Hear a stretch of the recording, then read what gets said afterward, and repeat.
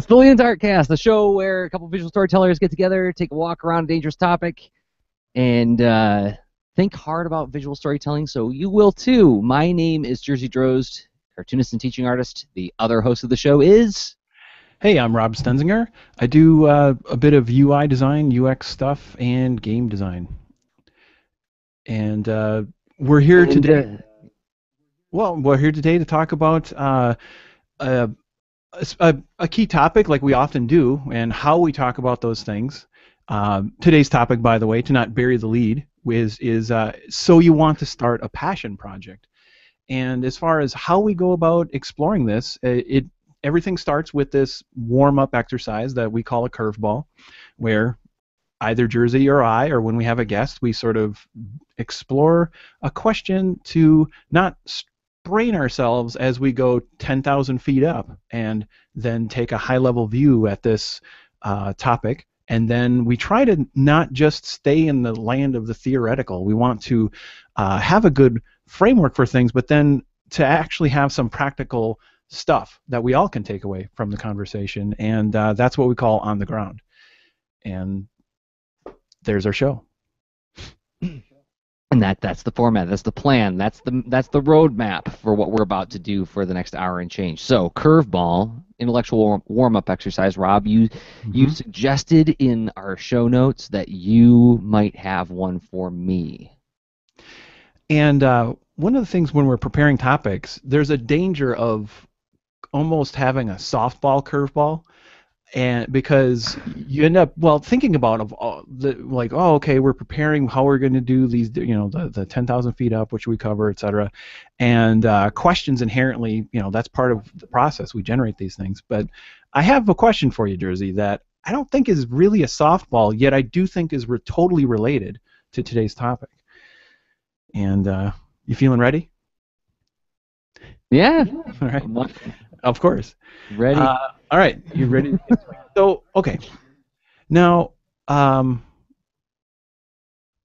this is sort of something that you encounter as someone who explores side projects. Side projects take up your time. Side projects are something that becomes a conversation with the people you have relationships with.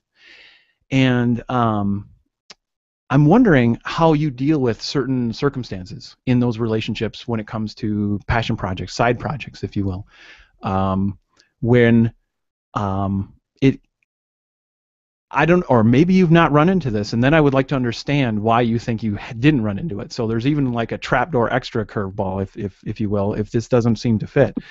So when you're I'm wondering if you end up encountering sort of that puzzling lack of like, what? Why are you doing that thing that seems to be really hard on yourself? Like you're losing sleep, or so like why do this to yourself? Or is there something wrong with, and then fill in the blank, where like your day job or your other interests, like why isn't that enough? And then finally, also one of those premises I think that can be sort of tossed out in those awkward circumstances is, don't you have enough to do? So, right, yeah, like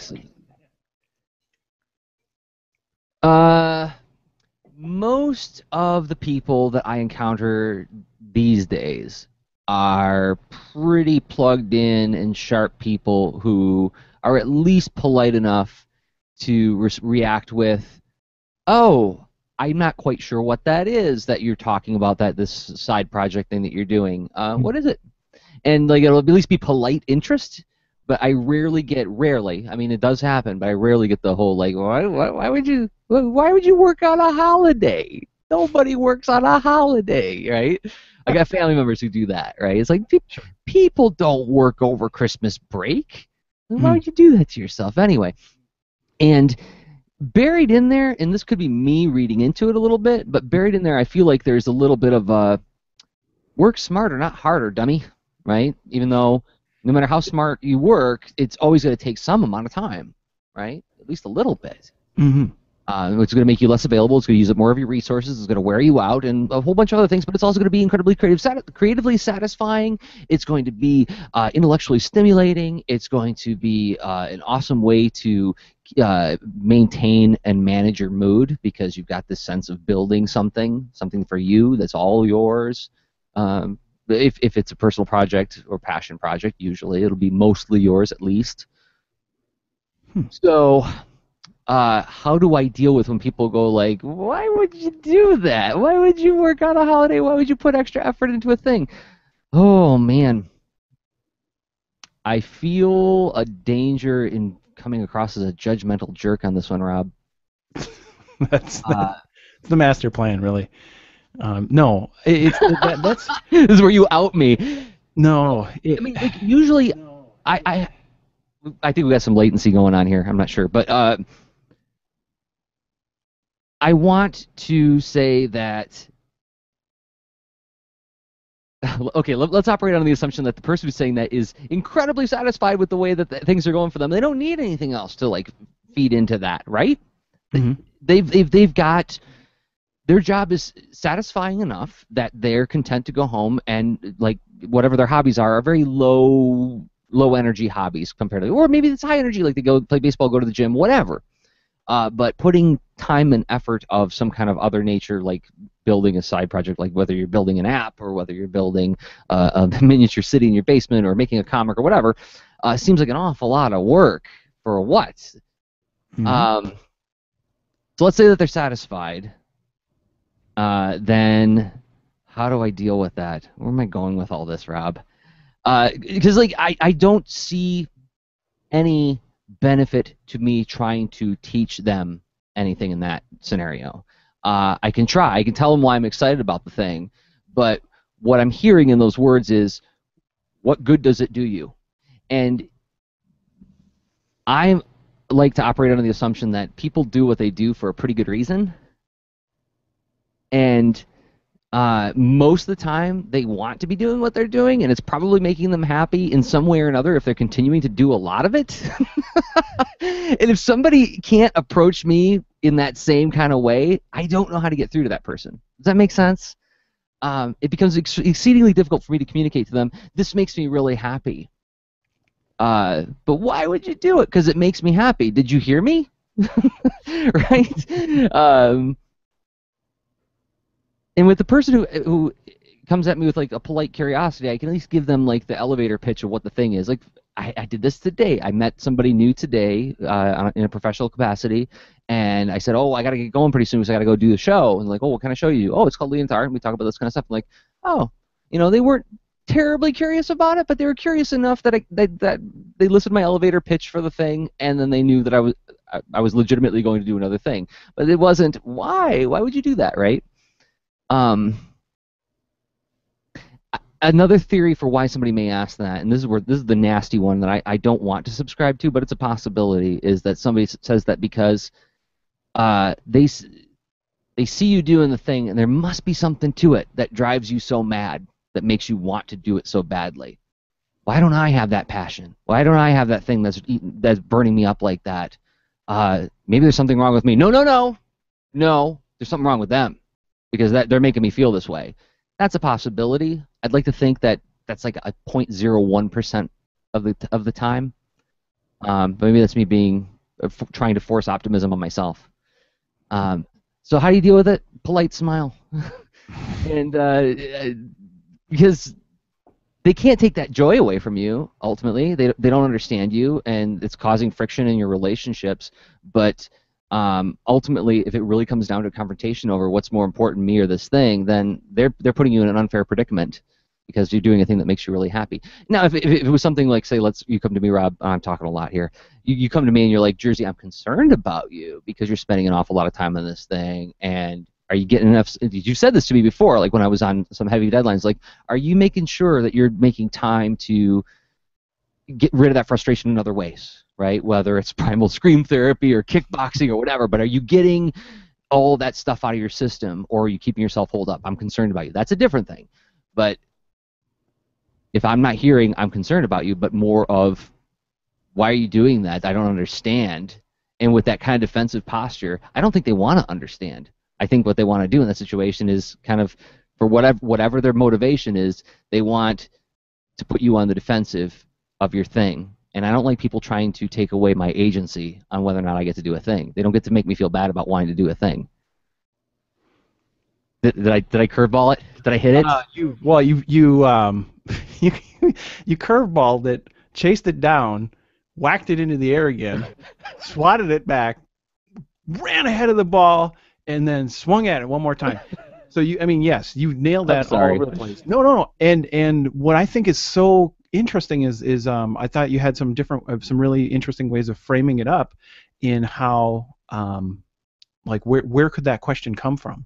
And I think one of the subtexts as I was listening to you was also like well, sometimes my internal voice, as far as sometimes the trade-offs that you make, or how are you going to find the resources to accomplish a thing, and sometimes that's my own internal voice asking those things, Oh right? God, yes, yes, and it sounds almost flippantly simple or simplistic. No, simple to say, "Oh, it makes me happy." Well, how do you know it makes you happy, right? Because even in pursuing, and we're going to talk about passion projects. I've been working on a passion project behind the scenes, and there have been several wayfinding points where I said to myself, "Whoa, whoa, whoa! Am I reacting to what I think people are going to think of this, or am I reacting to what I think of this?" Right? Am I reacting? Am I editing here because I don't think it's good, or because I think other people aren't going to think it's good? And I had to keep reining myself back in. And even after doing this for years and years and years, I still fall into that trap. So yeah, it can be also be that internal voice of going like, "Why are you sinking all this time into this thing?" But passion project, maybe this is a good opportunity to front end a definition on this thing. Perfect. A passion project is a side project. It's I think that inner critic voice comes into play when it starts measuring what you're doing versus some kind of intended outcome, right? Sure. Absolutely. Yeah, you have some sort of expectation, perhaps, or some assumption as far as where you would be, or what will be an outcome, or what it would cost to do it in the first place, regardless of outcome.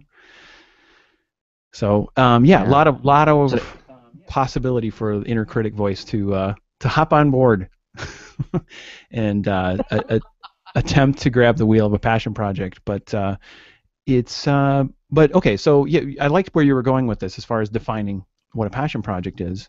And uh, did you do I need have to hit the like 10,000 feet up music? yeah, like I think we're ready to yeah, let's roll.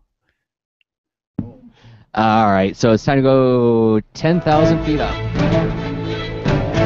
with a slow climb. Talk about the topic in abstract. Look at it from every conceivable angle. Look for the hidden dimensions. Find out theoretically what makes this thing tick. Mhm. So, passion project. So the time has come, as we said in the description. The time has come to start up your own thing, your own side thing, whether it's a comic, like I said, or an app, or some kind of like new. I always want to learn sculpting, or I'm going to learn how to play the accordion, or something new you're going to do on the side in addition to all the other demands that are put upon you every day of the week, right?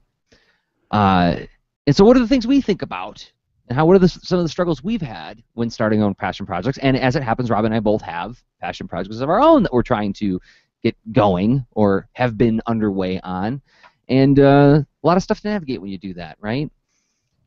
So, where do you want to kick off with this thing, Rob? Now that we've defined what a passion project is. Well, let's see. Yeah, let's think about let's just take different ways to frame it. Like framing up, like how do you start? And I mean, I think it begins with that urge. You have some kind of inspiration wherever it comes from to then oh gosh, I mean, we did a quest early on in the Lean Into Art Quests series that had to do with capturing inspirations, that things that influenced your creative voice. And we ended up doing that sort of meme project where you arrange a series of essentially images on a grid of those inspirational sources and whatnot. And when I was doing that, I kept thinking of like each one of these things caused me to want to do something. And I think that's oftentimes Yeah.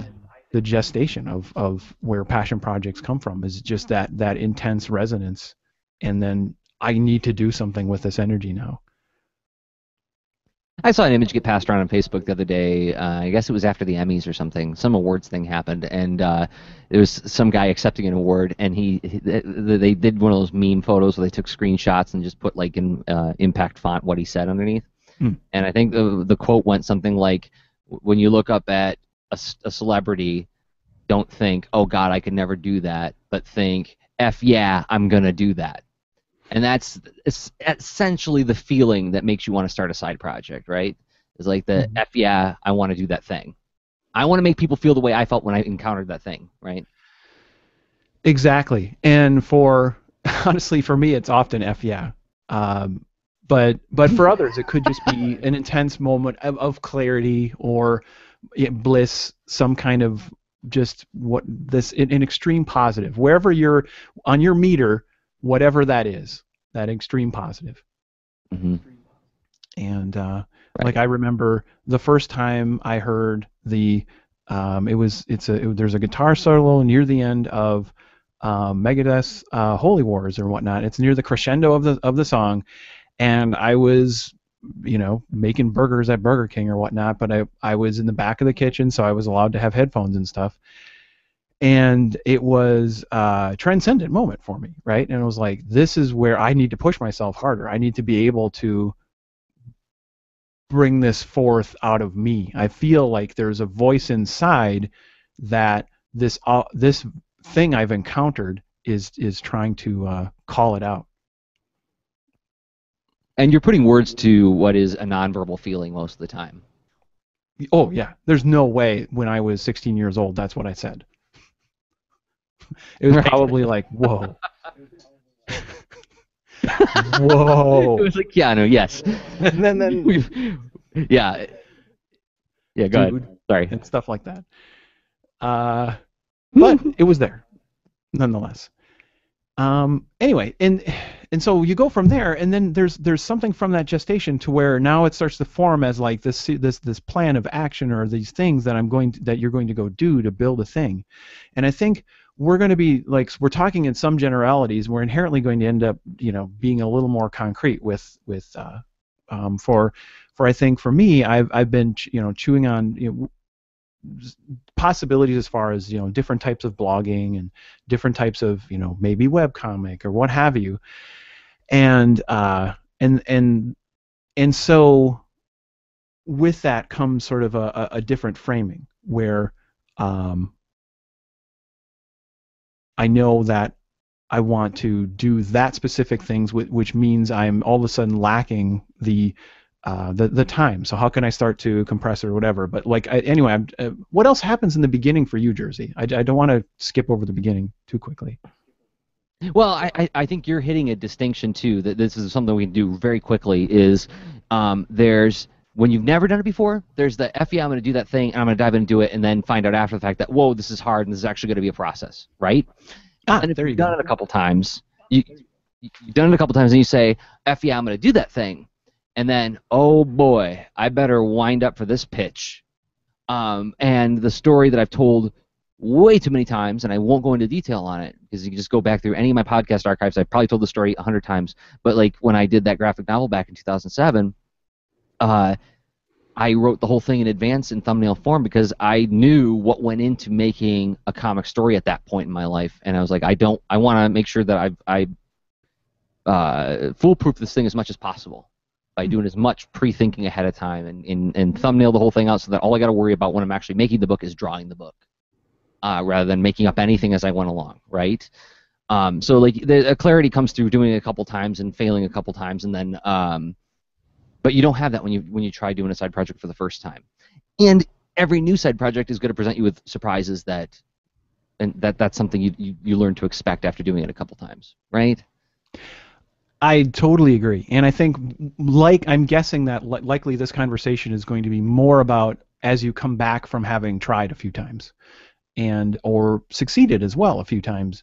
And then you'll inherently, when you're like, okay, now I'm about to do this, and I remember how it went a few times before. Things things came up that I know I need to go double check. I want to set myself up to succeed. Maybe I can't control every variable, but I know of certain strengths or weaknesses I have, and I want to make sure I set myself up right. And this is going to figure in a lot in the discussion, I bet, is that it's hard to know when to let go and have faith that that you're gonna conquer the unexpected things, and when it's an appropriate time to do that front ending and pre-planning, right? And this is a classic old story. Is that there's the people who like spend all their time doing all the preliminary writing and planning and never get around to writing. And then there's the people who dive into writing and then write themselves into a corner and don't know where to go next because they didn't have a plan. And there's people who can navigate between those two with relative ease, right? Mm-hmm. I'm neither of any of those. I do not navigate between them with ease, and I do tend to over prepare, and I do tend to dive in. It's awful. I have all the diseases. Um, it's Yes, I do. that's so interesting too, because you nailed on something else, that sometimes the passion projects uh, they're not always solo, and you might end up forming a team where you end up having complementary strengths. Like you described someone who's more of a story architect and a foundation layer versus someone who executes scenes. And when they work together, that's could be helpful. So that's Ryan Estrada. Got to say the name at least once per Leonard episode. Ryan Estrada, our Obi-Wan Kenobi ghost, is in the chat, and he found the quote that I was referring to earlier. It was Dave Grohl from the Foo Fighters. You look up to your heroes, and you shouldn't be intimidated by them. You should be inspired by them. Don't look at the poster on your wall and think, F, I could never do that. Look at the poster on your wall and think, F, I'm going to do that. So there we go. Thanks, Ryan. RyanEstrada.com. Also, check out his new comic, Give Me Five, where he's going to teach you how to do everything in 5 minutes. To a million was one of the latest ones in Korean. Not just counting to a million. Anyway, okay. yes. Okay, so Okay, but we're getting to tensions. We're talking about tensions that come up out of this thing, and this is a biggie, right? This is something to prepare for, and it's something that's unavoidable, and it's something that you've got to steel yourself to engage with, right? Okay, here, you got it on the list here. Fear is a big one for me. And it's so strange that I can sit in a meeting with clients and they can say, hey, we want a story about this, this, and this. And I can go, oh, beauty. What do you got here? Here are the characters. All right, this character does this character does this, and maybe this can be the overall arc, and this is the way that it can conclude, and this is the way we'll wrap it up, and this is the way the theme will come through. And it won't be the greatest story in the entire world, just like a rough outline, rough draft that I throw at them. I'm spitballing after all. But I'm comfortable doing it. There's no fear that, oh, they're going to hate this and they're going to hate me. I know that if they don't like it, I can throw something else at them, and I'll get another chance, and it'll probably be good. But when it comes to doing my own thing, lock up, because like, oh God, I want this to be the best, right? I want this to be really, really good. And some things I've failed on a couple times in the past on this is that in order to protect myself from failing on the quality of the thing, I layer on so many parts of the process to sort of bulletproof it, that now I've got this big, heavy, clunky suit of armor that I can't get around in, and I can't have any fun in it. Case in point was the last time I tried to do the front, which is at thefront.me. You can see like 3 or 4 pages that I got done. I was drawing everything on its own layer, like the line art for the character, the flats for the character, the coloring for the character were all each on their own layer. So I was drawing everything that was behind them, so that way I could move things around if I wanted to, like an animation cell, which I never did. Because when I penciled it, I laid it out pretty thoughtfully, right? But I was like, well, I want to make sure that I have absolute, as much flexibility as possible with this. And I just made more work for myself, and I took all of the joy out of doing it. I made it not fun at all to do because I was worrying so hard about making it perfect, right?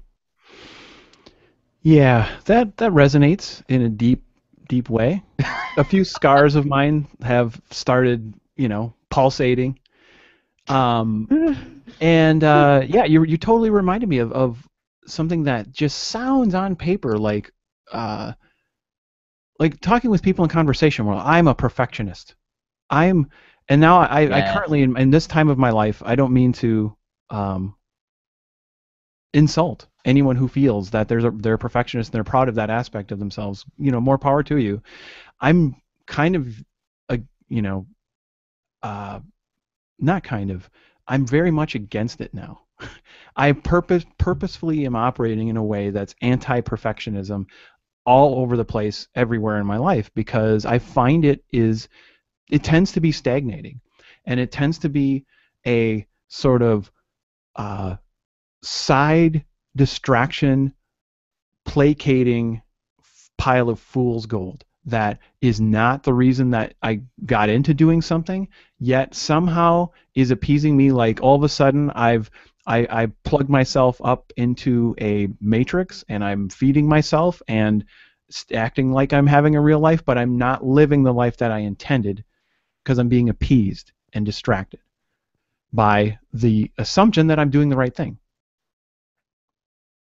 Yeah. Here's another layer to that from my personal point of, or experience is that I think part of that comes out of the fact that when you're up close and living with the work piece by piece, you're seeing each piece individually and you're judging each piece individually and you're not looking at it as a whole. And so here I am working on my thing and I'm like, oh, I'm not drawing it as good as I did the last time. It's not looking as good. And then I look at the first the earlier version of it. Let's say, for instance, like let's say the front comic. Like I'll draw the new front comic. It's not coming through as good as it was the first time I did it. What was so magical about the last time that I did it? First of all, it's in the past. I survived it, so it's gonna get glamorized a little bit. I came out the other side. I must have had a good time, forgetting about all those miserable times that I had while making that book, all the times of self-doubt and all the times where I was like, oh, but this isn't coming through the way I hoped it would. So, but then I go back and look at it and I'm like, wait a minute, this has all the same weak spots or similar weak spots, hopefully ones that I overcame. But when I look at it as a whole, it's pretty good and consistent. It's something I could be proud of. I'm only looking at this thing a little tiny piece at a time, and I can't judge it that way. I got to stop, back up, and look at it from afar. Or if you don't have enough material to do that, I have to have faith in myself and trust myself that after I get through about 6 or 7 pages, it's gonna be okay. Just keep pressing on. This is what I tell my students all the time. And then here I am. This is the thing about teaching is you wind up teaching a lot of the things that you yourself most need to learn, right? Oh, yeah, absolutely. But and especially because you become well, and you have a strong voice and in expertise because it is such a concern that caused you to think a lot about it and whatnot, which is why I have a thorn in my side about perfectionism. And Yeah. well, this is something just to talk about another a concrete example of it as well, and not to beat it into the ground. Okay, enough disclaimers.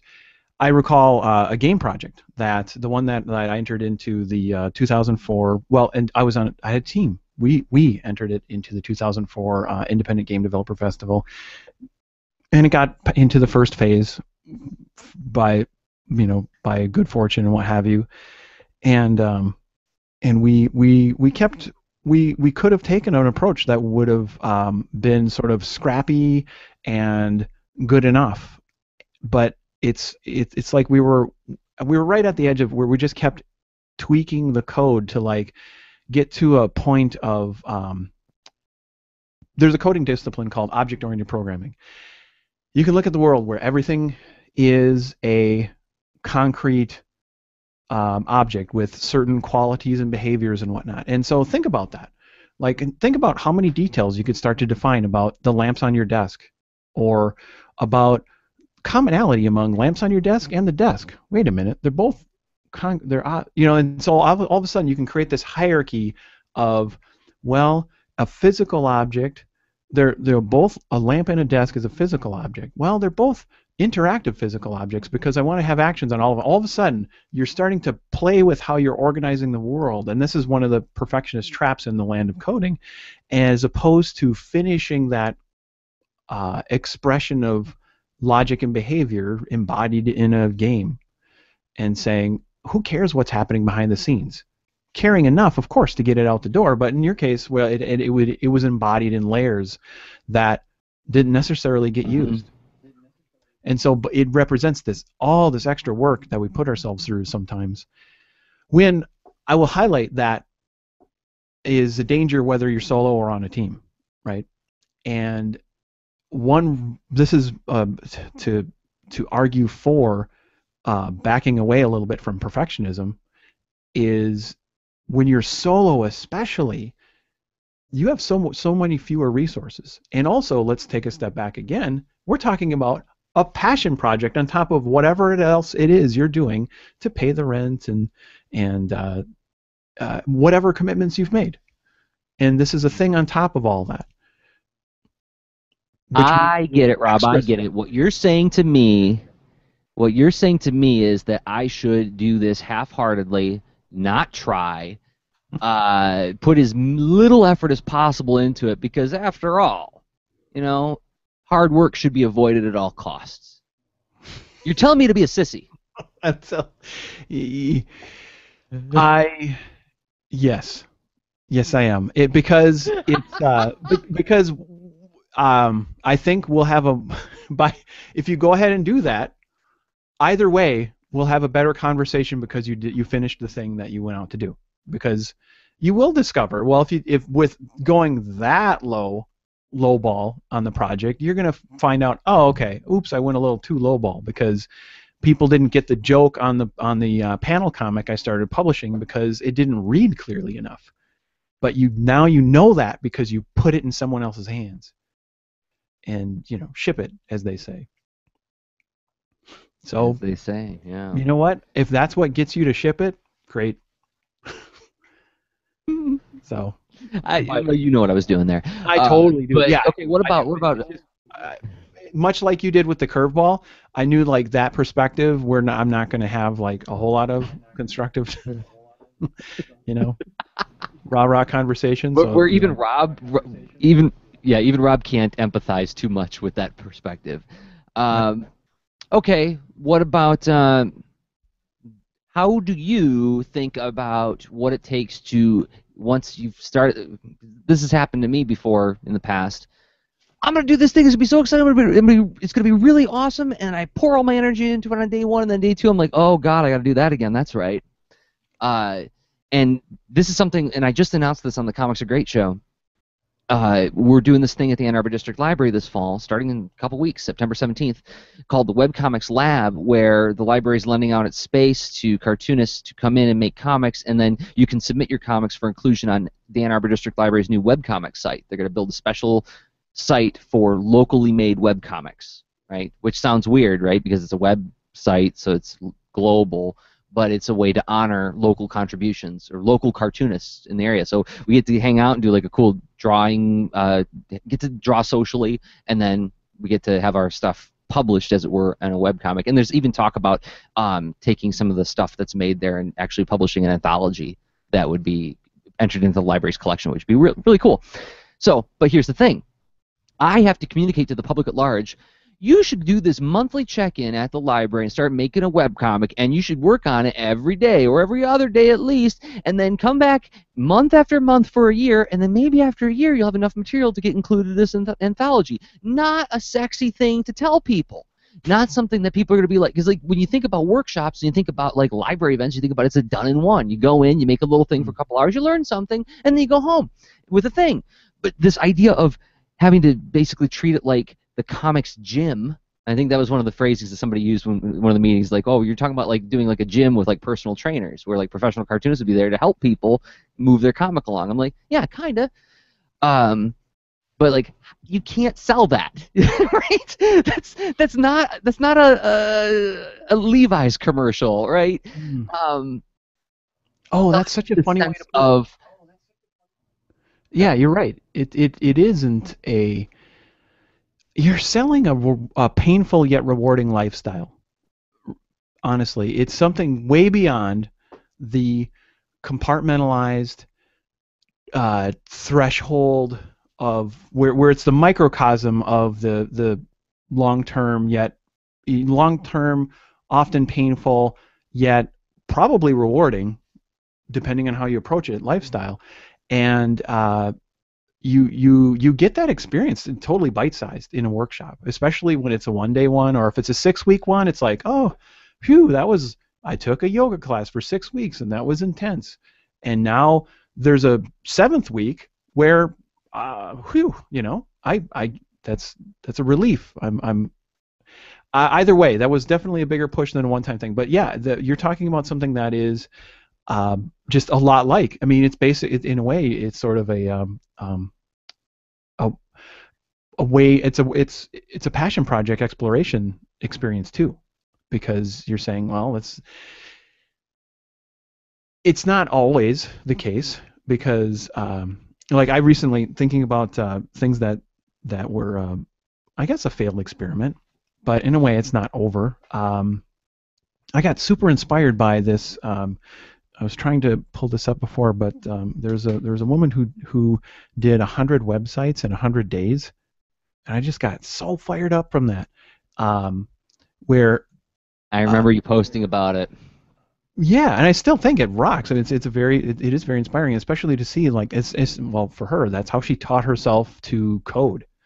And I mean, it's very much like like someone who is an aspirational artist showing up to that workshop on September 17th at the AADL and the webcomics lab, and then being like, yep, I'm going to start, but I haven't done it before, and then staying dedicated and seeing what happens and how they transform over that time. And so okay, so here we go. So let me turn that question on you while you look it up. Let me turn that question on you. So how do you sell that story to yourself to keep yourself rolling once you started on it? Oh, it never works. This is like falling in love. This never works. It's untransmittable advice. It's advice that, like, maybe if we shared a hive mind, it'd be possible to do. But like you share this with the as I was told from the elders of my time, uh, you really should just take your time and learn and grow or whatever. But when the love hits, and the critical thinking goes right out the window. So when we're like, hey, you know what? Maybe you should start with a small project. Maybe try a mini comic first. Heck, try a workshop. Try a one-day workshop, then try like a 6-week. There's like a sequence where you could build up your personal capacity to take on these kinds of projects. And just like saying, you know what? Don't marry that first girl, right? Or whatever, or guy or gal, whatever, just take your time, gain the experience, and through that, make better choices. But love says no.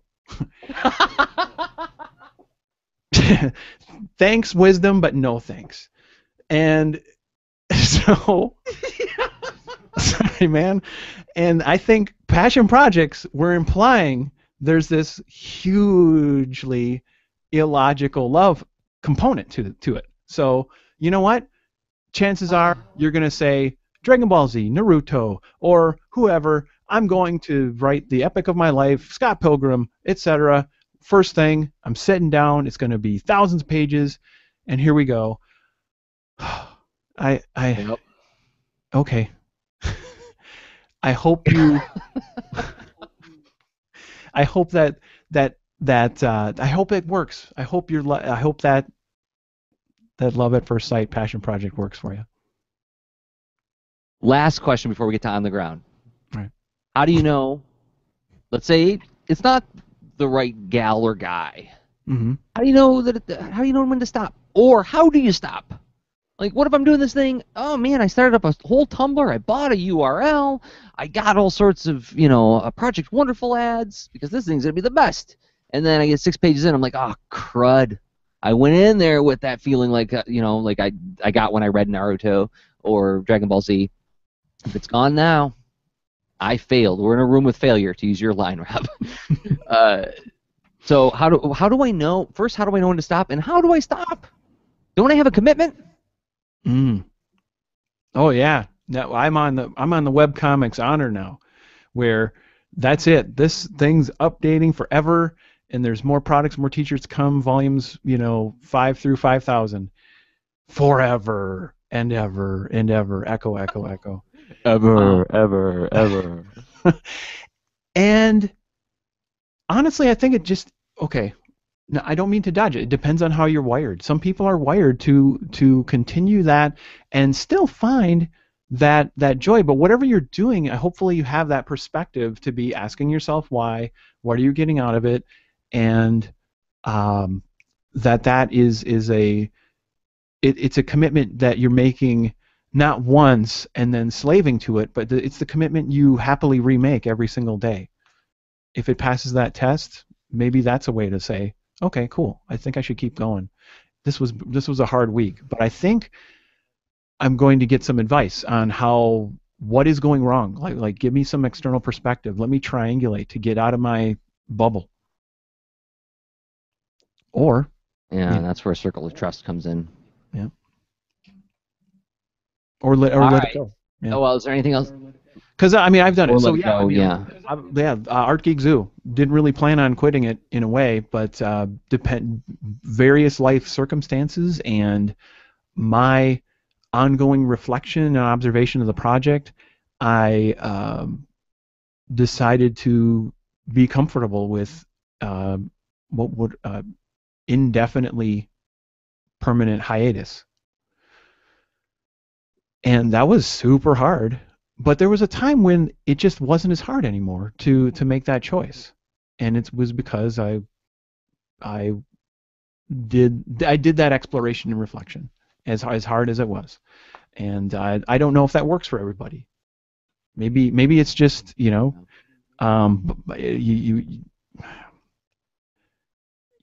spit at your Wacom and walk away. I don't know. Whatever. I don't know how the endings work for other people on their passion projects, but it helped me to make it truly. It's an open end where I still visit it. It's my lab. I go back. I poke at it sometimes. Who knows? Yeah. It's your lab. Hmm. That's the thing to remember. Okay, well, are we ready to go on the ground? Totally, Talk man. about this thing in a practical standpoint? Because I'm looking forward to advice you're going to give me on that, because I am working on a thing. So here we go. Time to go. We're going to get serious. All right, we discussed this stuff in abstract. We talked about all these different philosophical concerns, but so what? Now we got to actually make a thing, right? How do I do a passion project? How do I make something? What's the procedure? How do I manage my time? Well, that's the kind of stuff we're going to talk about in this section, at least how we think about it and handle it. And then we'd love to hear from you guys on it, whether it's comments on the Facebook feed or the Google Plus page or on Twitter or on the Tumblr site as well. We're everywhere where there's social media. That's where you can comment on our stuff. So, practical details, Rob. What are we Let's making? hit what exactly? What are we making? Let's have some tangible examples. We've mentioned webcomics. That's a big one. There's so many ways to look at it. Like, I mean, what do you think is like a one-off story treated as a webcomic? Let's say it's mm, more like let's see, like for how many pages would that be? Like 22 times 4, like let's say like 88 pages, right? You're doing like you know roughly the term of the story and whatnot compared to something that's like thousands in volumes, right? Different. Whether you're going to do a graphic novella or if you're going to do Homestuck, right? Mhm. And this is something we talked about on the show before, like when we talked with Casey Van Heis and Megan Brennan in a past episode of Lean Tartcast. One of the things that we talked about was that long. It was called grinding through your webcomic, and we're talking about like the long, hard slog.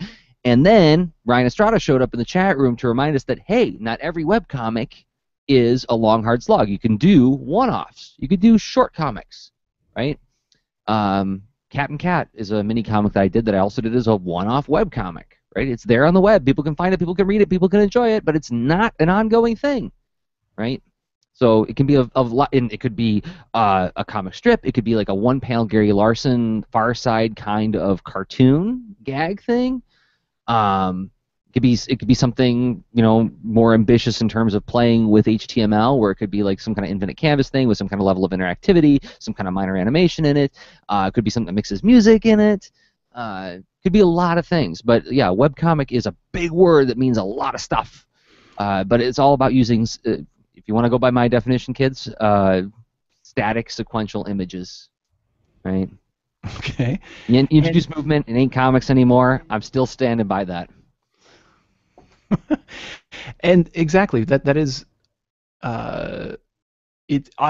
All we're talking about in these different examples with even just webcomic and how many possibilities exist in there is that there's different ways to frame it up, and there's different uh, amounts to the effort to commit to these different projects. So webcomic could be pretty short. It could be a mini webcomic where literally you're just going to make 8 pages as an experiment. So Yep. Any with all these examples, so like whether you're doing sequential visual art, or you're doing video blogging, and maybe you're doing it for teaching, maybe you're doing it for journaling, maybe you're doing visual art, but it's more sketches, and it's Right, right. Like you said before about like maybe dialing it back. Like let's not be so ambitious if possible. That grown up advice that we never listened to. But maybe it's like, well, I want to do a comic, but I feel like I need to spin up to it. I need to like work my way up to it. Well, if I can commit to just to find out what my limitations are, if I can commit 7 minutes a day to do a sketch, and I'm just going to start a sketch blog. And it's not about trying to get a platform to get famous. It's about creating some kind of tangible thing that I can see as a record of my commitment to the thing. And then I can start spinning up more off of that, right? Testing my limitations, testing my bandwidth and my capacity, right? exactly, and that's where the tangible on the ground advice comes from. Looking at all these different examples, is that you could be tuning so many different constraint factors, whether you want to maybe you want to make a web comic, but you're really comfortable with video blogging, and you decide to just develop the capacity initially by seeing if you could do it every day for a month. And that means you're doing something every day for a month. You have not been working the same muscles, but you have been working sort of the resource management and the discipline, which is a capacity that you can grow. And a skill. Yeah. And Could be music.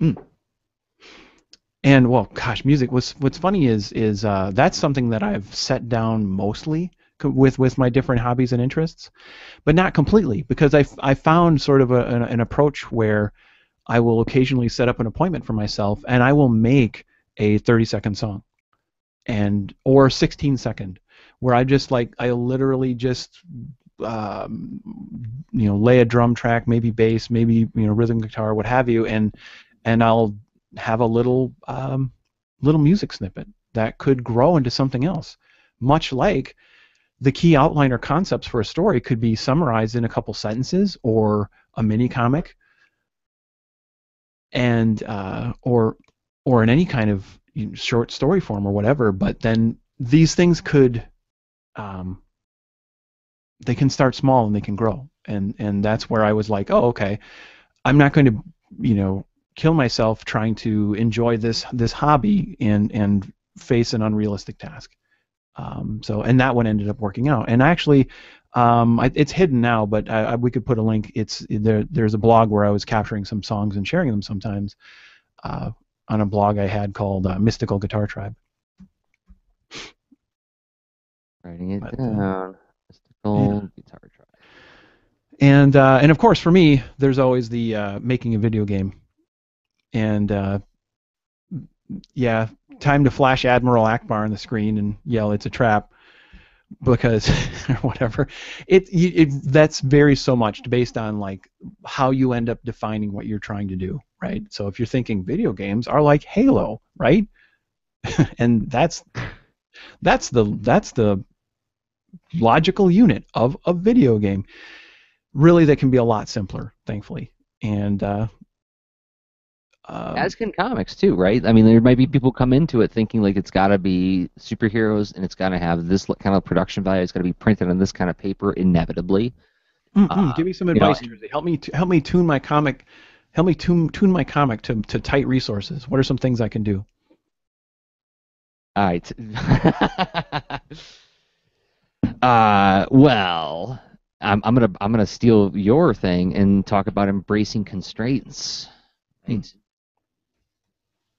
I mean, this is something that you have a lot of experience with. This is something that I've learned in recent years to cherish is this idea of letting the constraints start to dictate the form of the thing.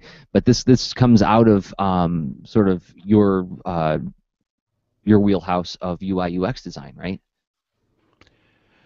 In a way, I think it comes out of any kind of intentional creative act. When you just start to it definitely, sure, people who wield those disciplines end up using that tool often, because it's a way to create consensus too. When you have a room of people that are trying to influence a thing, and they're having maybe if they're having an easy time or if they're not, then it's likely whether or not they're embracing constraints, because they're finding a way to frame what they're trying to accomplish. Is it which helps you get away from giant wish lists of features, and it lets you get away from trying to again get sucked into the infinite void of perfectionism, where you know what, maybe you don't have enough backstory. What if someone asks you a question about that one character on that one panel? Where did they come from? Yeah. I love that one. That's good. Because and the reason I laugh is because there's been many times where I've been had that question level at me and I've gone, oh, oh, I'll see you later. I gotta go take some notes. But I love this idea of the minimum viable product, and this is something we've had as a lot of discussions with the Linux Artcast. Even like since working with you, I've learned to think about this in more concrete terms more often. Is what's the minimum thing I can ship, Mm. and what is the minimum thing I can ship that I can build upon? So I'll give you an example of how I'm facing this right now. So just to not be coy about this anymore, one of the things that my passion project I'm working on right now is a Boulder and Fleet comic. I did a graphic novel proposal about a year and a half ago, and it's still waiting to be sold. It turns out that navigating the publishing world is a little bit more complicated than I had imagined. Wow, surprise, right? Things actually turn out to be complicated when you engage with them. But while I'm waiting for that to get sold, and it will, I'm confident of that. I want to do something with it. I want to, express the ideas that I have for that story. And who knows? Maybe if I do it as a webcomic and it gets an audience, that'll make it easier to sell. I'm not counting on that, but that's a possibility. That's a possibility that's enticing enough when coupled with my desire to actually do the stories to get me to actually do it. So as I'm writing this thing, one of the constraints I'm facing is time. I said, you get 4 hours a week tops to work on this jurors. That's all I'm giving you because you got too much else going on. Okay, well, what can I do with 4 hours? So I did some drawing tests, some style tests, and I found out that I can do in Manga Studio 5. It has brush pens that you can draw in vector, but it looks like brush pen on paper. It even has like the paper texture. And it's from Ray Frendon's brush set, which I will link to in the show notes. They're fantastic brushes. So you get all the advantages of vector drawing, but you have these like wonderfully organic looking brush lines. That's what I first inked the very first Boulder and Fleet story with, was just with brush pens. So I was like, wow, I can mimic that look. Well, because of the nature of the way brush pen lines work, how they're uneven and crackly and kind of less opaque in places, I can't bucket fill to do my flats on this. I have to go in by hand and color like in a coloring book to put in my flats on the images, right? Mm. Um, that slows things down. So okay, what's the answer to that? Well, I could do it with just smooth lines, like smooth like digital ink lines, which still would look good, and then I could bucket fill flats and then I could render color. I can't do that with the brush pen lines and keep each page under 4 hours. It would easily turn to 4 hours by just inking and flatting. So if I go brush pen, it has to be flat colors. If I go smooth digital line, then I can do rendered colors. So it comes down to a choice of, do I want brush pen rendered ink lines or rendered colors? And that's one of the minimum viable product that I'm facing right now, like the decision between those two minimum viable products. Which do I want? And what I'm going to actually do to help me navigate this problem is do 2 test pages, like full test pages that I can show to my inner circle of artists and say, all right, gut reaction, which one do you guys like better? And then get their feedback, measure it against what I feel as a gut reaction, and then make a decision. But it all comes down to like what's the minimum I can ship with the time that I'm giving myself, right? There's a lot of factors in what you're describing. I That process is awesome because I think it's sort of it can be in any order. Like this doesn't have to be sort of a prescribed step by step thing. In a way, what I characterize you're doing is doing a bit of uh, feasibility research, where you're doing something that in the land of in the land of software, it's called like a spike solution, when you just do a one-off tiny thing that doesn't connect to some big complicated whole. And that so it could be that, let's see, I want to in software, maybe it's like I want to find a way where if I touch this image, it has a nice 3D bloop bloop bubble effect, but subtle and quick. Is it quick enough? Does that work on a cheap smartphone? Is that going to work? I don't know. I'm going to make this one feature web page thing or whatever iOS app or Android app, whatever you're building it in, and you're like, I'm going to just do a thing with one feature, which is in a way that's what you're describing. It's like I just need to know. I want to compare and for you're like seeking cost, right? And that's one angle of feasibility. Another one could be like performance. Is it going to run or work on different devices? Is it there's just a lot. It depends. Your feasibility landscape is going to depend on your project. Will my lighting work for the kind of production value I want to have on a video blog or whatever? Will whatever technology or tools I'm using be fit for the job? Can I afford even the proper tools to do the thing that I want to do? Right? And then, like, so this is something that could be like part of the inception of what you're trying to think of building, because it's just an inherent building block. It's like, with this building block, now I can picture the rest of the project. Totally cool. That's awesome.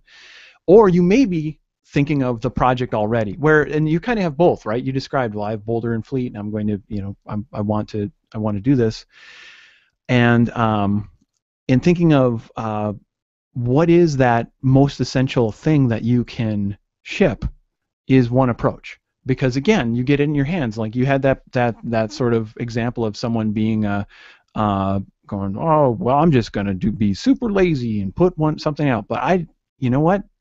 Again, you put something out. Depending on how you value these things, right? So if you value putting out, this is the trap. This is the trap. So I would argue, like, whatever you're defining, get it out, ship it.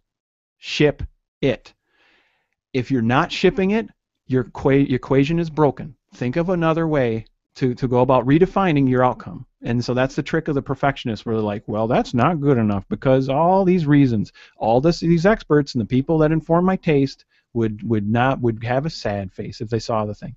Okay, fair enough. But can you ship it? And that's the viability. So that sounds like that. Maybe that doesn't sound fun enough, right? It sounds too robotic. Maybe that sounds too businessy. Maybe. Because there's another way to look at it too, and there's sort of the minimum lovable product. And it's like, well, what's going to be desirable for you to make the project, and for whoever you're making it. If the buck completely stops with you, because maybe the whole reason you're doing this project is to explore your capacity to make things frequently, to then do another project down the road. And maybe you don't intend like shipping it for you. Maybe that's just showing a friend. And it's not all about like, oh, okay, I'm putting it on the website and I figured out this giant chain of steps to do just this thing. Either way. I set up some awesome if this then that rules, and now it auto posts to 75 different places, and then it's backed up in a Flickr account, and another trap. Yeah, you don't have to do a whole bunch of acrobatics. Yeah. Because then it's like, well, no, I'm refining my workflow. Go ahead. Shadowingtronics is in the chat, and he's asking why couldn't I fill in Manga Studio 5 with the brush pen tools?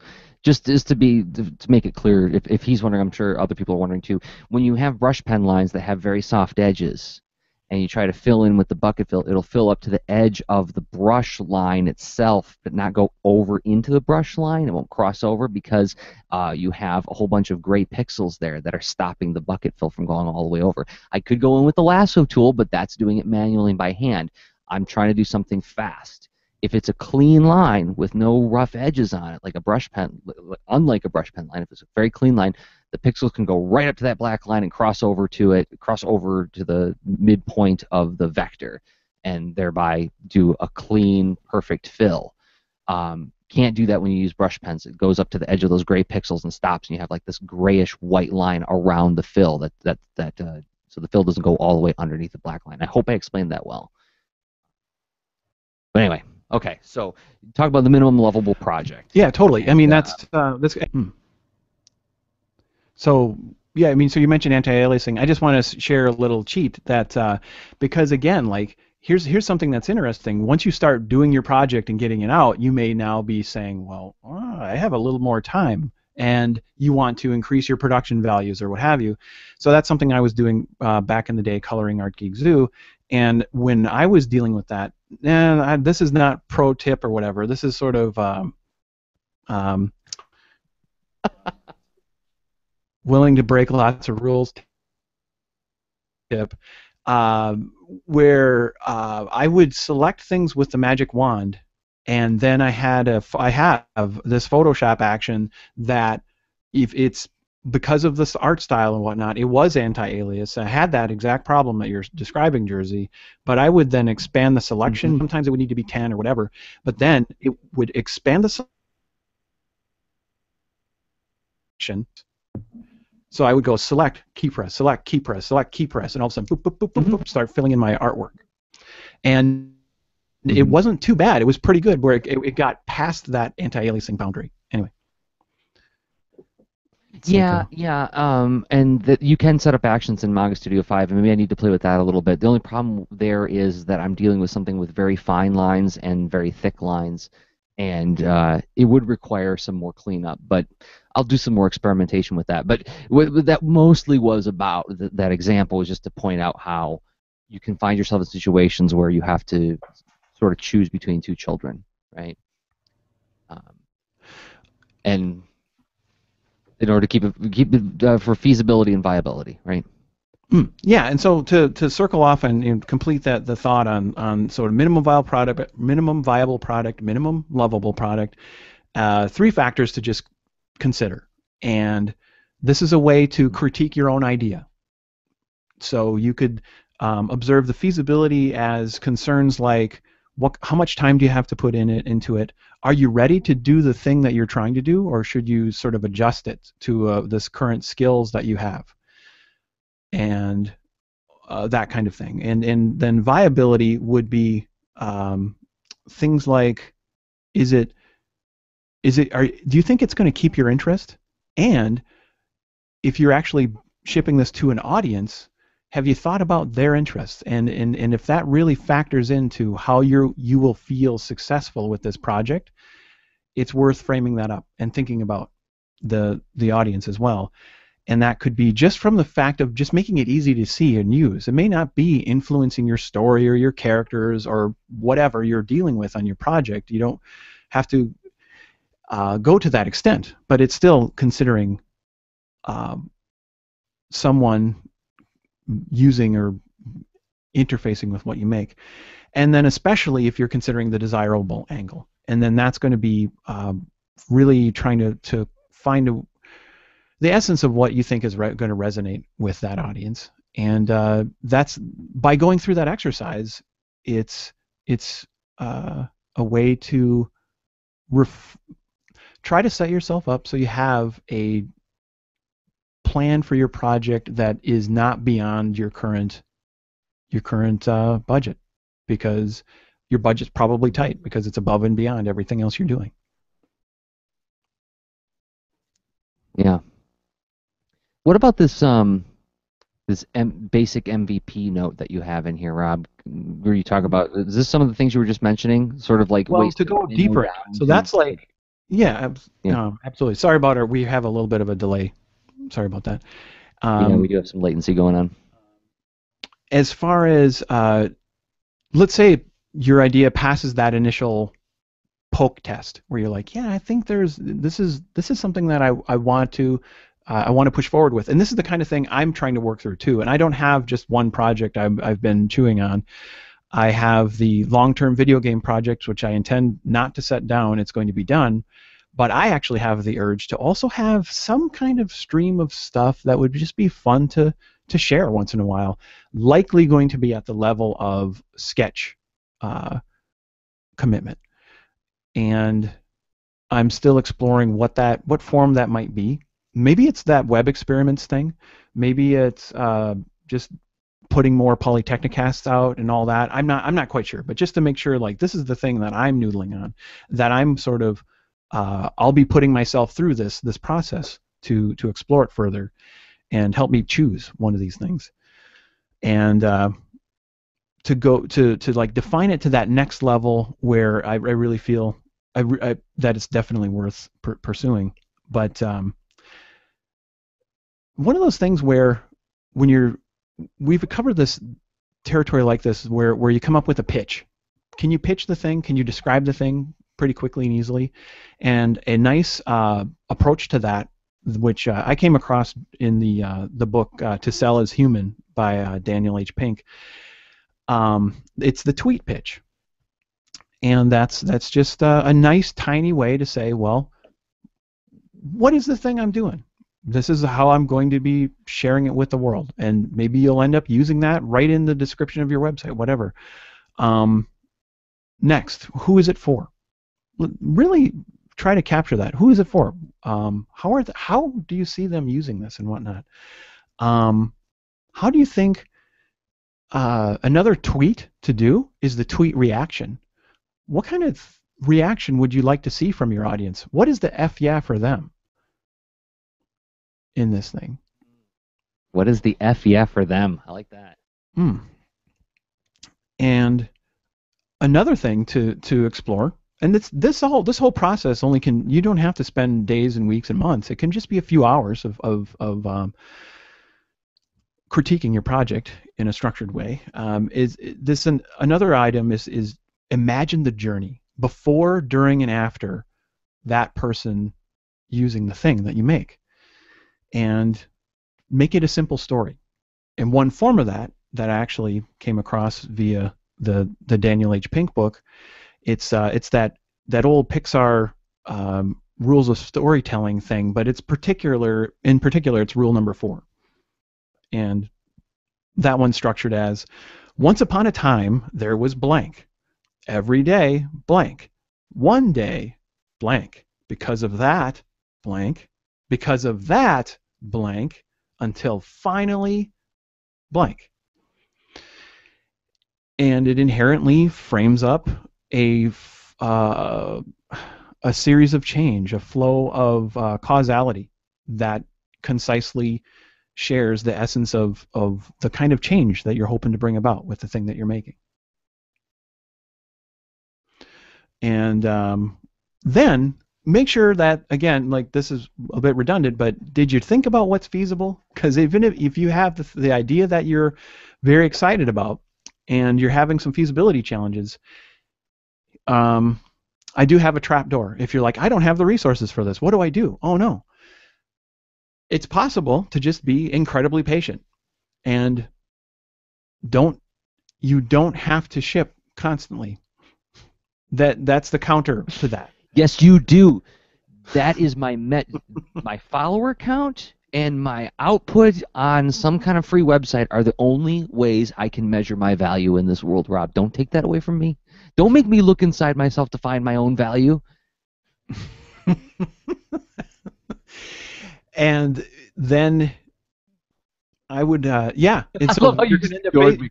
you're totally going to face that demon where, if, and it's really tough. I mean, this is a thing I've been puzzling out, and actually Jersey and I talked about this on a couple episodes back on the Lean into Art Extra Lean podcast, which is something that we post on our Patreon feed. And because I've been working on a long-term project, and it's taking a while, and it feels to me like it's most beneficial to not be just blurting it out and sharing it. It's like I will feel a greater event by releasing it at once. And I know it's coming. I know it's going to happen. And I need to be patient. And so my trick for feasibility is finding ways that, help me be patient. Which isn't easy. which is one of the reasons why I'm thinking of like doing a little thing, a little sort of exercise volume thing that that would be my extra passion project that I could share, because that is one of the fun things, because it is mine. It's like I can talk about it. It's not theoretically tied up in a client's non-disclosure agreements and all that stuff. So it's just fun to share that journey. So, but again, feasibility, you could just be the stream that wears away the mountain if you want. Is there, and then it's about, if you're up to this point, it's time to just project manage your thing, and set yourself up in some kind of flow that lets you chip away and iterate and make tangible progress. And there's just, that is a whole task management workflow thing that's a world in and of itself. And likely, if you got this far, you have your approach for doing that. All right, there you go, Exchange Jersey, but we've got the delay thing, so I want to hear your thoughts. Yeah, we got some like really bad latency going on. So, but we'll do it. We're almost through all of this. So, what about tools and constraints, Rob? Oh, did we already tackle that, didn't we? Yeah, well, there is. It's almost like there's two things. We have tools and constraints, and then like this timing to consider, which we've talked about both. But this is almost like and things that you can adjust. Mm-hmm. Possibly, and this may be obvious. Maybe when you're setting yourself up to work on the thing, this Project Jersey, that you're actually to do those little spike solutions and test some of the feasibility. The tests are through us the full experience in a way of okay, I've got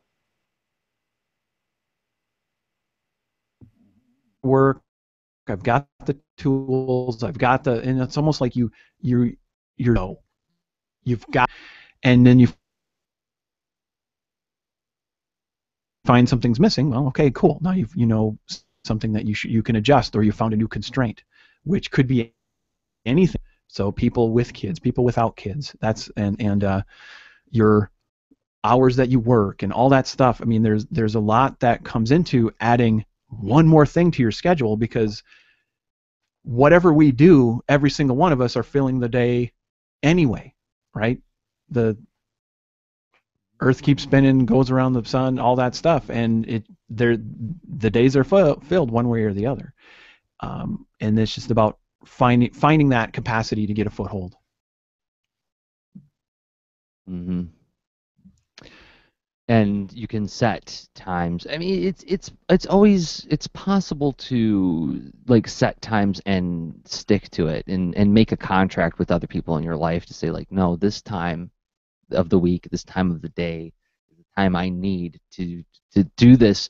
Not if for no other reason than my own sanity, right? For me to feel whole is for me to have that, right? But even then, in my experience, I've had like these contracts with people in the past, and life happens, and you know what? Thursday was my day to do such and such. Guess what? Something happened in the family. There's been an emergency or something. Stuff happens. So the way I try to treat them is it's a contract I make with people, but it's a breakable contract depending on the circumstance, right? And I mean, this is something we talked about. Is having some sort of Go ahead. fallback. Sorry. Go ahead. I was just going to mention that, yeah, Fall having a nap. What do you fallback. mean? Yeah. Well, if maybe you only have one time and that's it every day. It's your lunch break every day. And I've seen artists. I follow artists on Twitter, and I recall Jersey's stories as far as some of his projects in the past, where one of his main production times was a lunch break. I mean, then that's like a body need. You need food, and it's really important. Yet sometimes, oh my gosh, I know a bunch of different comic artists that have done this, and and which it certainly says something to comics that you can find a way to squeeze that in, because if you're using like natural media and you carry the right, like some little protective folder or whatever for your work or something, there's it's neat that the production is wild as like break time, but and then if you're like, well, if I don't get a break, or if something happens where I couldn't, and I don't get my time to produce, hopefully having some kind of plan B or patience. It's really it's kind of it's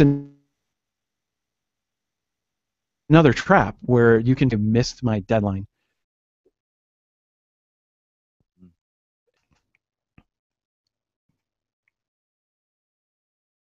Um, Yeah, yeah. So you could set.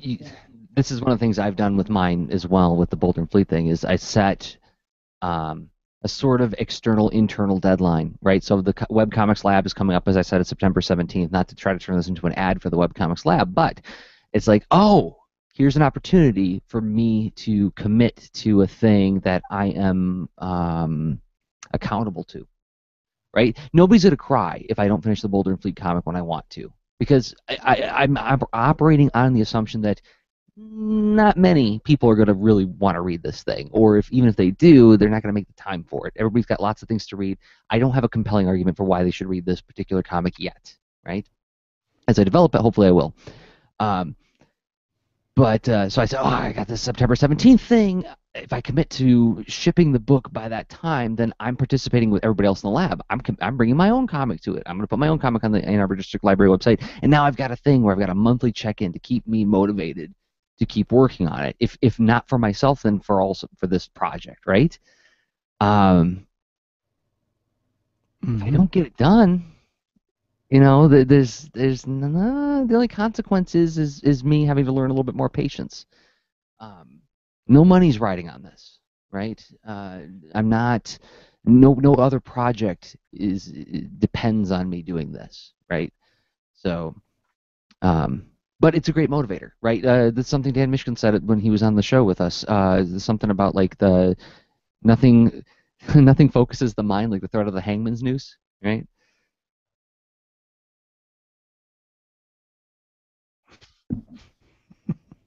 So we've and got some serious it's so latency going funny that, on.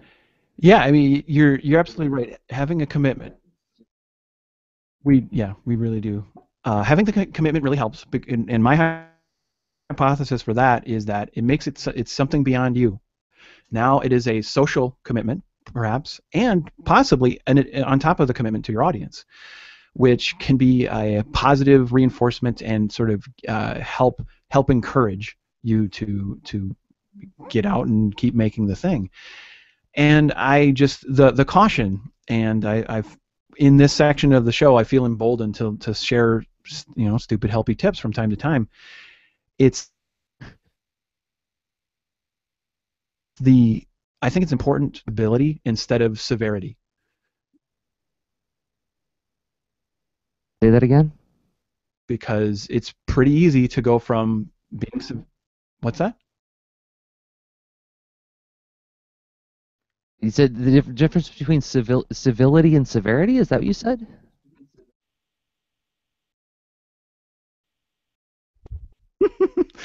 Ah, okay. I versus severity.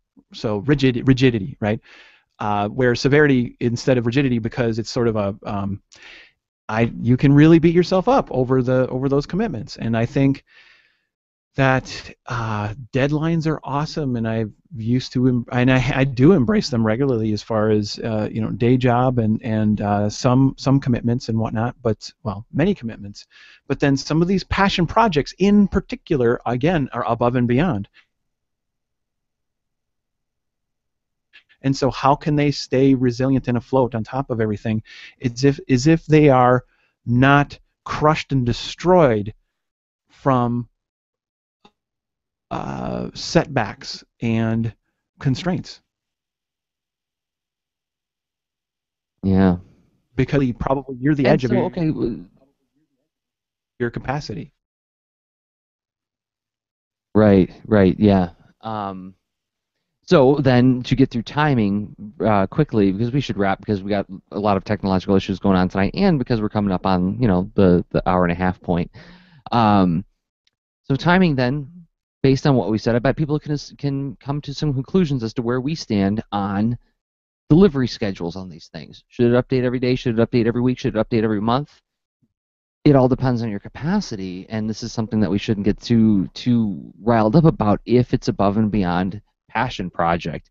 So, with the Bold and Fleet comic, I'm like I said, I'm giving myself 4 hours a week. Whatever I can produce in 4 hours a week is what I'm going to ship. And that means that probably not a daily update, probably not twice a week, probably just once a week to start out with, and then we'll see. We can always revisit it and iterate with it. Uh, and I'm setting, you talk about like how frequently will you be cranking or pushing forward. I'm committing 4 hours, right? So those 4 hours can be distributed amongst many days if necessary, or it can be a closed 4 hours that I schedule in the week. I haven't come up with which way I'm going to try it at first, but what I have done is I've looked at my emergent task planner, looked at my Trello board, looked at my calendar, and said, okay, I think based on the current output I have, I can at least squeeze out 4 hours for myself, and I know I can pull from it in these key areas. Um, it's possible I might be able to get more out of there, but for now, based on my current estimate, that's all I can get, and I'll figure out how to distribute that later. Um, but this is an interesting question that you raised, Rob, that I would love to just kind of close with, is whether it is this passion project is something that just is for your public journal, or whether it's something that could live elsewhere, right? Are you thinking about that? Are you thinking about like this Bold and Fleet? And I've already laid my cards on the table about this. This Bold and Fleet thing, it's going to be something I do for myself. It's for my public journal. But it could be something that could be published as a book when it's done, or it could help me sell a proposal for another book about them. This is something that inevitably I would like it to live over here in this world. If it doesn't, that's fine. It's my expression. It's my thing that I just want to play with for the fun of it. But I do have some thoughts in mind of where it could ultimately live. Does that make sense? That totally makes sense, where you may have multiple stages that maybe that's just a tightened down, honed part of your plan initially, where you're growing a comic organically, and you wouldn't want to try to make external commitments with it until it gets to a certain releasable point. So why would you try to get a contract or business deal until you get to that sort of releasable you have to cross that releasable threshold where now it is that full product that could be something that emerges later. New uses for about that topic, and all of a sudden you have a body of material that you can draw upon for examples in course materials. Or maybe you will end up sort of just, I don't know, some kind of just any kind of new creative thing from the thing that you made. It's a possible result. But another angle on this is, in addition to being a that you could get new benefit from over time. And you may not know that ahead of time. You may discover it later. And at that releasable threshold or ready to ship at some big volume. Now you've done your daily updates, and now it's a big collection, or you made a few installments and features that you grew into, and it's ready to package up and sell. It's worth exploring at that time to just see what happened, because in a way you graduated. It's a big time. It's a big threshold to cross to get to that point. There's likely so many things that you figured out along the way that make that are worth just noticing in and possibly celebrating and I don't know, make that's a big deal to take a passion project to that extent. So get the most out of it. Yeah. So, and then those reflections that you make can also be captured in a variety of ways to create extra content for the presentation of the passion project as well. I mean, this is something that a drum I've been beating for a long time now, to the point of probably numbing people's ears to it. Is that I just think that, like, some kind of reflection companion to what you're making, whether that be a blog or a podcast or a video blog or whatever, like what Ashley Knapp does, Control Alt Lee on Twitter, like how she does audio boosts, sort of like just like these daily check-ins. I think it's that's a fabulous way to add extra layers to your content or to your passion project if you have time. And I think it's like a really good thing to do as you check in on your thing anyway, right? You're already doing the check-in for yourself. If you feel comfortable enough with sharing that check-in, you're creating another layer, and somebody's going to say, well, nobody's going to want to listen to that. Well, then they won't, right? If somebody will, and then they'll have that extra way to get at your passion thing or your passion project and you as a creator to, like, enjoy the material there more, right? I love that. I love that defense of, like, well, nobody's going to listen to it, or nobody's going to read it, nobody's going to. Okay, then they won't, but somebody might. I shouldn't do this thing because nobody's going to like it. Okay, well, And bravo, you just talked yourself out of it.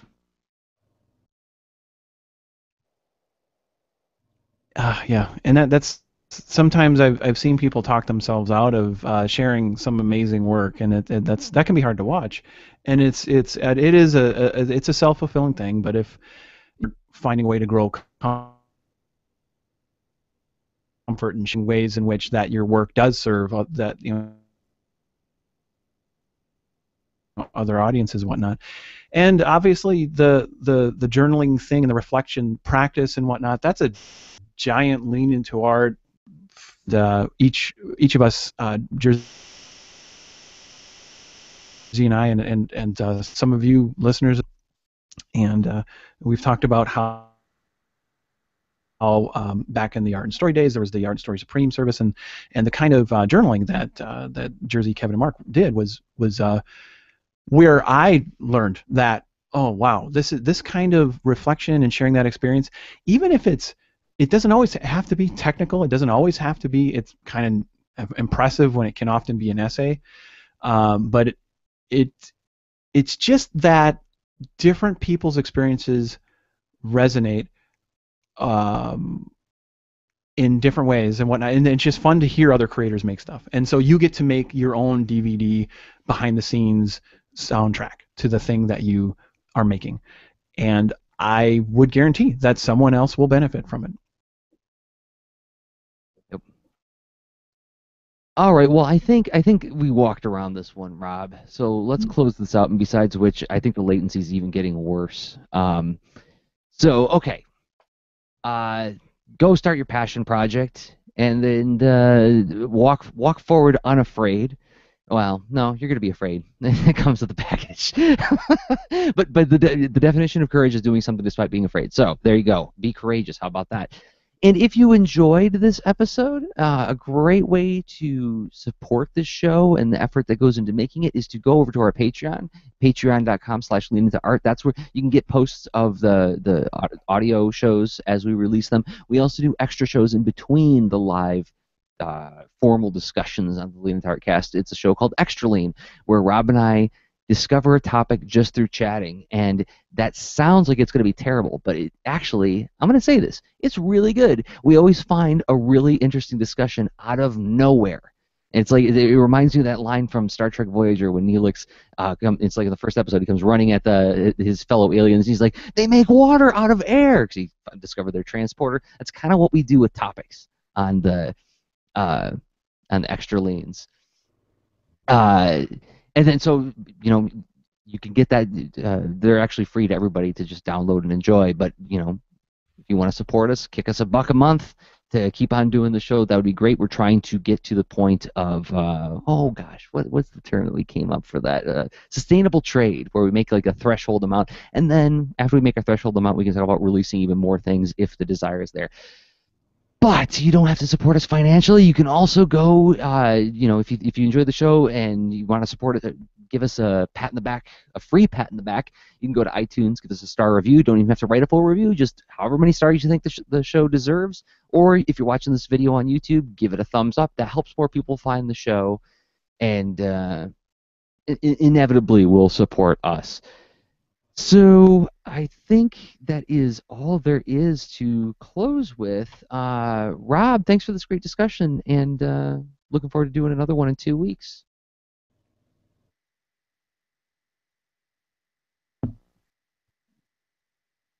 Thank you. It's this one, and it's very timely for both of us. And I look forward to hearing the comments, and all of us walk in this passion project territory. It's almost, I would bet, no, I'm just going to say, this unifies everyone in our audience. This kind of project. All right, so, awesome. This will be a conversation that hopefully we keep having. All right, awesome. Yeah, I think it will be. So, okay, and with that, we'll get out of here. And thanks, everybody, for downloading, watching, and listening. Until next time, I've been Jersey Drozd of leanintoart.com and Jersey on Twitter. And I've been Rob Stenzinger of leanintoart.com and Rob Stenzinger on Twitter. Oh, and this is the part where I say, okay, and come on, mouse. Okay, bye. Show notes for this episode can be found at leanintoart.com. You can also follow us on Twitter at the user leanintoart, and you can reach us via email at leanintoart@gmail.com. And remember, leaners aren't wieners. Thanks for listening.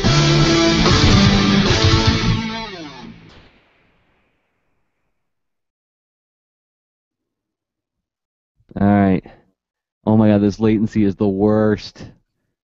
Let me quit hijacking some things so I can see if that helps.